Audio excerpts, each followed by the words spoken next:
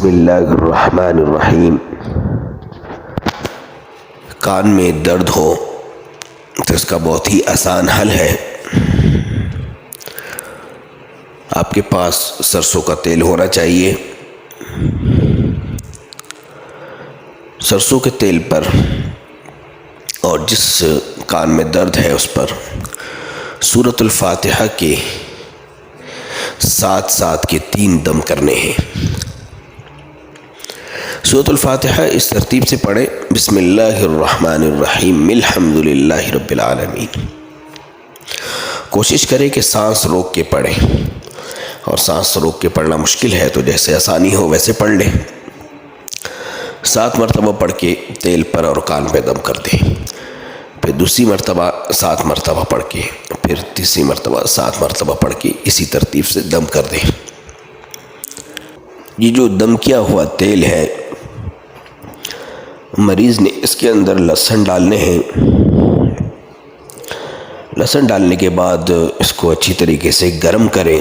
जब लहसुन जो है अपना रंग छोड़ दे तो फिर उसको उतार के ठंडा करके रात को सोते वक़्त एक कतरा, मामूली सा कतरा जो है जिस कान में दर्द है उसमें डाल दें। 3 दिन से 7 दिन तक इसी तरतीब से कान में तेल डालना है रात को सोते वक़्त। और अगर कान से पीप वगैरह निकले तो उसके बहुत ही आसान हल है। सिर्फ 2 अदद अंजीर लेने हैं। 2 अदद अंजीर लेने हैं। 1 लीटर पानी में रात को उसको भिगो के रख दें। सुबह के वक़्त उस पानी को इतना जोश दे कि 1 कप रह जाए। 1 लीटर पानी सिर्फ 1 कप रह जाए। उसको ठंडा करके जो उसके अंदर अंजीर हैं उनको चबा चबा के आसानी से खा ले,